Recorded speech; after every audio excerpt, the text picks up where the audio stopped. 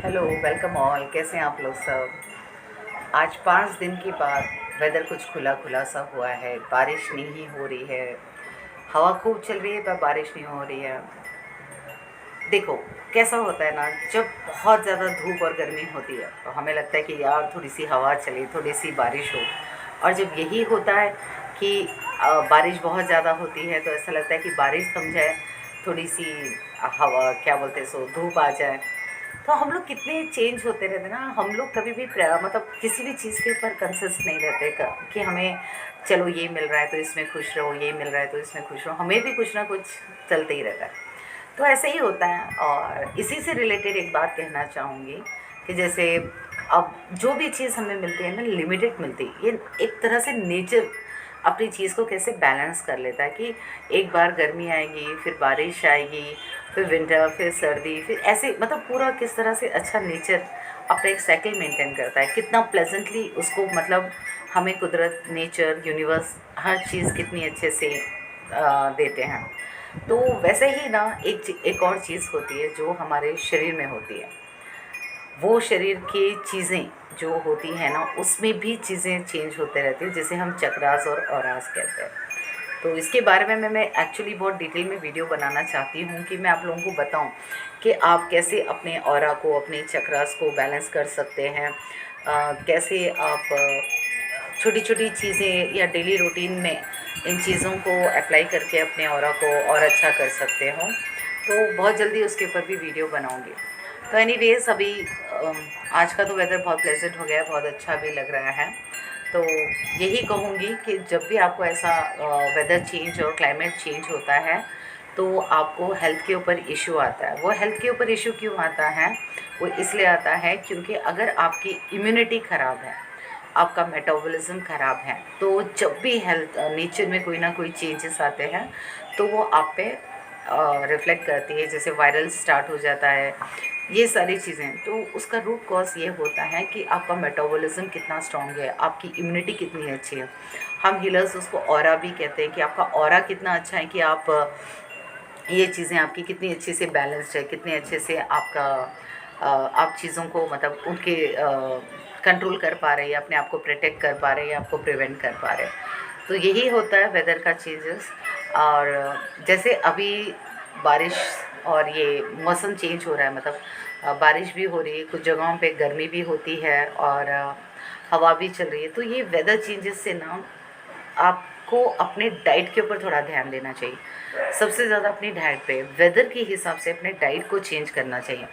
तो क्या होगा, आप जब अपने वेदर के हिसाब से अपने थोड़ी बहुत डाइट को देखोगे तो ना इतना इफेक्ट नहीं पड़ेगा, इतना ज़्यादा आपको इफेक्ट नहीं पड़ेगा। इसलिए बोलते हैं ना कि सीजनल फ्रूट, सीजनल वेजिटेबल्स खाना चाहिए। तो उसके पीछे रूट कॉज यही है कि हर सीज़न के हिसाब से आप उस सीज़न के रिलेटेड फ्रूट खाओगे, उस सीज़न के रिलेटेड वेजिटेबल्स खाओगे ना, तो उसका आपको असर बहुत अच्छा होता है। तो यही होता है वेदर चेंज के पीछे इम्यूनिटी और मेटाबॉलिज्म का कारण और ऑरा। और आप एक और काम कर सकते हैं कि अगर आपको बहुत ज़्यादा ठंड लग रही है, सर्दी हो चुकी है, ये तो हमारे दादी नानी के नुस्खे हैं कि आप अपने गर्म पानी में एक चुटकी हल्दी डालकर आप भाप ले सकते हो, स्टीम ले सकते हो। एक होता है कि आप लौंग को थोड़ा सा चूसने से अंदर का फ्लम टिकेगा नहीं, जल्दी से मेल्ट हो जाएगा, निकल जाएगा, तो अंदर की बसी हुई आपकी सर्दी भी निकल जाएगी। और अगर फिर भी इसके बावजूद भी, सॉरी बहुत सारे, ओके, इसके बावजूद भी आपको सर्दी बार बार ऐसे आ जाती है ना, थोड़ा कोशिश कीजिए कि अपनी नई राइट नॉस्ट्रल, सीधी नाक, इस नाक से ज़्यादा आप सांस को लिया कीजिए, क्योंकि ये गर्म होती है, ये ठंडी होती है। तो आप इस चीज़ को ज़्यादा यूज़ करेंगे तो आपको सर्दी अगर हो चुकी है या ऐसी लग रही है तो उसका इफ़ेक्ट भी कम होगा और आप थोड़ा सा अपना ख्याल भी रख सकेंगे। क्योंकि ये सूर्य नाड़ी है और ये चंद्र नाड़ी है, और चंद्र का तासीर ठंडी की होती है, सूर्य की गर्म होती है। अगर ये ऐसा हो रहा है तो अब आप इसको चेंज करने के लिए क्या कर सकते हैं, अगर आप घर पर हैं तो अगर आप लेफ़्ट की ओर सो जाएंगे तो आपकी नाइट नॉस्ट्रल एक्टिवेट हो जाएगी, और अगर आपको लेफ़्ट की एक्टिवेट करनी है तो राइट के ऊपर आप थोड़ा सा सो जाइएगा और देखिए फिर आपकी लेफ़्ट एक्टिवेट हो जाएगी। बहुत सिंपल है। अगर यही केस आप अगर बाहर है, आप ये नहीं कर सकते लेट कर, तो आप इसको बस उंगली से प्रेस करके अगर आप इसको थोड़ी देर प्रेस करेंगे, जो नॉस्ट्रल की आपको ज़रूरत है उस हिसाब से जो भी नॉस्ट्रल का आप यूज़ करेंगे वो एक्टिवेट हो जाएगी। जो नहीं चाहिए उसको बंद कर दीजिए, जो चाहिए उसी से सांस नॉर्मल हो या डीप हो, जैसे आपको कन्वीनियंट हो, आप जिस जगह भी हो तो आप करोगे तो भी आपको बहुत अच्छा उसका असर हो जाएगा। ऐसी छोटी मोटी रेमेडीज़ हैं, आप देखते रहो, ट्राई करते रहो, तो आपको इन चीज़ों का असर नहीं होता। दूसरी चीज़, अपनी इम्यूनिटी को और भी ज़्यादा आपको स्ट्रॉन्ग करना है ना, तो आप कोई भी जिस भी चीज़ को आप मानते हो, जो भी देव को मानते हो, जिस भी उसमें हो, उस मंत्र के जाप को जब आप कर लेते हो ना तो उससे कवच बनने लगता है, अपना ऑरा कवच में बन जाता है। हमें थोड़ी सी इम्यूनिटी अच्छी मिलने लगती है, विल पावर अच्छी हो जाती है। अगर मुझसे पूछो तो ओम है, ओम नमः शिवाय है, गायत्री मंत्र है, जिस भी देवी देवता को आप मानते हो उनसे रिलेटेड जो भी मंत्र का जाप आप रेगुलर बेसिस पे करते हो, काउंटिंग हो, काउंटिंग नहीं हो, मन ही मन हो, तो वो एक आपका ना धीरे धीरे एक ऑरा एक आपका बनने लग जाएगा, और इससे भी आप ना थोड़े से सुरक्षित और अपने आप को ना बेटर फील करने लोगे। छोटी छोटी चीज़ों से आपको असर नहीं होगा। वैसे भी मैंने एक वीडियो बनाया है नींबू और कॉफ़ी पाउडर सॉल्ट का, बहुत सारे मेरे रेमेडीज़ के मैं डालती हूँ, इंस्टाग्राम पे भी, फेसबुक पे भी, यूट्यूब शॉर्ट्स में भी डालती हूँ मैं। ये मेरे जो रेमेडीज़ होते हैं ना, ये प्रैक्टिकल रेमेडीज़, ये हमारे दादी नानी के नुस्खे हैं जो कहीं ना कहीं हम भूल गए हैं, भटक गए हैं। उसी को हम ओकल्ट में, अब मैं जैसे ओकल्ट में आके 5-7 साल हो गए, तो मैं यही चीज़ें सीख सीख के अब आप तक पहुंचा रही हूँ वीडियो के थ्रू। तो यही नुस्खे हैं, इनको भी करके आप थोड़ा सा अपने आप को बेटर कर सकते हो, हील कर सकते हो।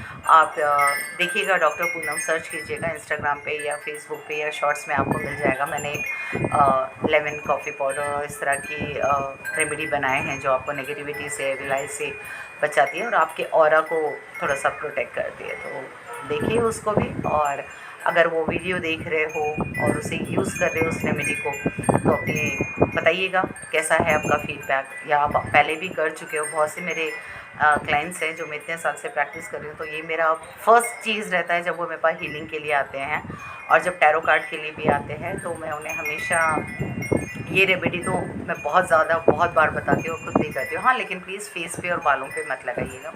ये रेमेडी मैं सबसे पहले अपने हीलिंग में भी उनको देती हूँ।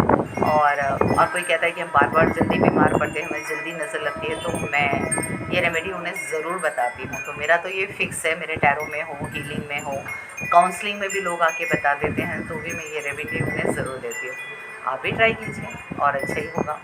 तो चलिए, आपको मेरा वीडियो अच्छा लगा है तो लाइक कीजिएगा, और इसको सब्सक्राइब नहीं किया है तो सब्सक्राइब कीजिएगा, शेयर भी कीजिएगा लोगों तक, जिससे कि जो मैं बता रही हूँ, जो doctor Poonam remedies channel vlogs मैंने खोला है, इससे आपका और दूसरों का भला हो।